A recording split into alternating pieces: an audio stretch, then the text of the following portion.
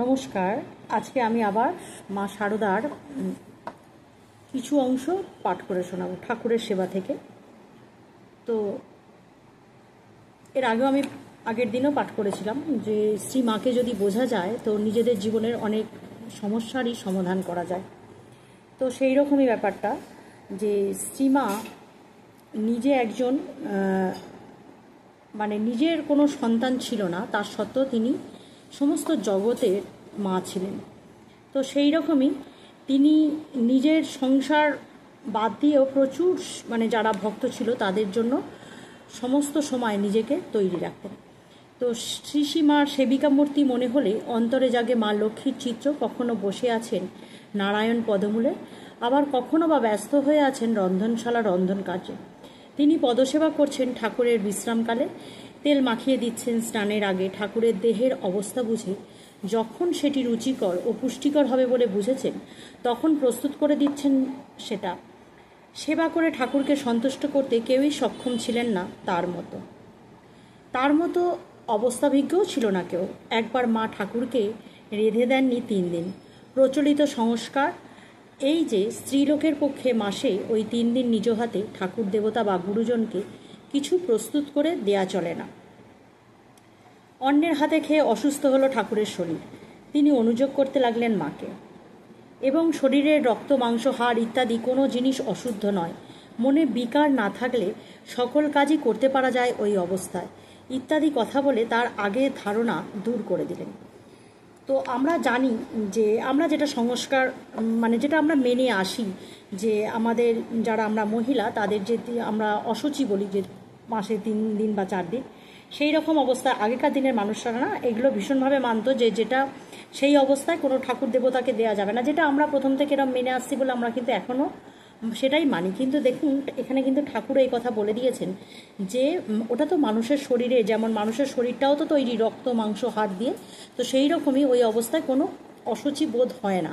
সেটাই ঠাকুর কিন্তু পরিষ্কারভাবে বলে দিয়েছেন যে মনে বিকার না থাকলে সকল কাজই করতে পারা যায় ওই অবস্থায় ইত্যাদি কথা বলে তার আগের ধারণা দূর করে দিলেন। তারপর মা ঠাকুরকে ওই অবস্থায় রেঁধে দিতে কোনো ইতস্তত করতেন না।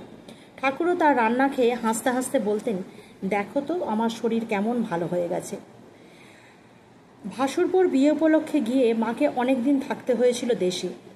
ওই সময়ও খাওয়া দাওয়ার কষ্ট অসহনীয় হওয়ার ঠাকুর পত্র লিখে তাকে এনেছিলেন দেশ থেকে। যে সময় মা ভাসুরপুর বিয়েতে গিয়েছিলেন তখন ঠাকুরের খাওয়া দাওয়ার অসুবিধা হওয়াতে ঠাকুর আবার পত্র লিখে পাঠিয়েছিলেন যে মা যেন তাড়াতাড়ি চলে আসে। তো এইতেই বোঝা যায় যে মা কিন্তু ঠাকুরের যথেষ্ট সেবা করেছিলেন। যখন উনি দেশে থাকতেন তখন আলাদা কথা, যখন উনি দক্ষিণেশ্বরের এসেছেন এবং বারবারই বলা হয় যে নহবতের সেই ছোট্ট ঘরটাতে উনি কিন্তু একভাবে সেখানে থাকতেন এবং ওখানে রান্নাবান্না করতেন। আরও ভক্ত যদি আসতো তাহলে তাদের থাকা খাওয়ার ব্যবস্থা ওই জায়গাটাতেই হতো। তিনি বলেছেন ঠাকুরের ভাত বাড়ার সময় ভাতকে টিপে টিপে রাখতে হবে যাতে কম দেখায়। তিনি ভয় পেতেন বেশি ভাত দেখলে। গয়লার দুধ দেবার কথা আধসের করে দেবার সময় অন্য জায়গায় বিক্রি করে সে দুধটা বাঁচত, দিয়ে যেত সবটা। আমি ফুটিয়ে ঘন করে রাখতাম সেটাকে। নিকুঞ্জ দেবীকে বলেছিলেন যখন একজন ব্রহ্মচারী থাকতো ওখানে মনে বড় ভয় হতো যদি ওর কোনো খারাপ করে, তাই যাতে খুশি থাকে 10 টাকা হাতে দিয়ে দিত। তার ঠিক টের পেয়েছেন অমনি নহবতে এসে বললেন, আমার মা আছে, কে মন্দ করবে। ঠাকুর কিন্তু সবসময় নিজের স্ত্রীকে স্ত্রী রূপে তো দেখতেন না, উনি বলতেন যে আমার মা আছে, কে আমার মন্দ করবে। ঠাকুর তো মাকেও অনুভব করতেন, দেখতেন, কথা বলতেন, সেটা সকলেই জানা। শ্রী মা কখনো কখনো স্বাদ হতো মালা গেঁথে ঠাকুরকে পড়াতে। তিনি অত্যন্ত কুশল ছিলেন মালা রচনায়। মাঝে মাঝে সুন্দর মালা তৈরি করে পাঠিয়ে দিতেন মন্দিরে। ঠাকুর এসে মালা পরে গান করতেন। নহবতের মতো অল্প পরিসরের ঘরে, যে ঘরের দরজা দিয়ে ঢুকতে প্রথম প্রথম কতবার মাথায় ঠোকা লেগেছে শ্রীসীমার, যে ঘরে একা থাকতেও কষ্টবোধ করবে কত লোক, সংসারে যাবতীয় প্রয়োজনীয় বস্তু ও রন্ধনের ব্যবস্থা, তার মাঝে মাঝে মাসের পর মাস বছরের পর বছর থেকে তিনি ঠাকুরের সেবায় ও সাধনায় সমাহিত। অত কষ্টের মধ্যেও তিনি কিন্তু ঠাকুরের সেবা করতেন এবং নিজেকে সাধনায় মগ্ন রেখেছিলেন। দক্ষিণেশ্বরে দীর্ঘকাল ঠাকুরের কাছে যাতায়াত করে অনেক লোক জানতে পারেনি তাহার অস্তিত্ব সম্পর্কে। আবার তিনি যে সবসময় একা থাকতেন ওই ঘরে তাও নয়। ঠাকুর, ভাইঝি, লক্ষ্মী কখনো বা ভক্ত সমাগম বেড়ে যাওয়ার পর 2-3 ভক্ত স্ত্রীলোক তার নহবতের কর্ম সম্বন্ধে শরৎ মহারাজ বলেছিলেন, এ ছোট নহবত ঘরে কি করে যে তিনি থাকতেন মাসের পর মাস। রাত 3টের সময় শৌচাদি সেরে গঙ্গা স্নান করে তিনি ওই ঘরে ঢুকতেন, আর সন্ধ্যার পর বেরিয়ে আবার শৌচাদি করতেন। দীর্ঘকাল এরকম চলার পর আসেন যোগিন মা। তিনি এতে মার অসুখ হবে বুঝে অনুযোগ করায় নহবতের কাছে শৌচাদি স্নান করে দেওয়া হয়েছিল। ওই ছোট ঘরে ভক্তদের আর ঠাকুরের জন্য রান্না হতো, অন্য খাবার সইত না ঠাকুরের। তাই মা জীবনে থাকার সময় শিকের ওপর শিকে, তার ওপরে শিকে, এই ঘরের মধ্যেই 2-3 জন আবশ্যক হলে ততোধিক লোকের ঘুমানোর ব্যবস্থা।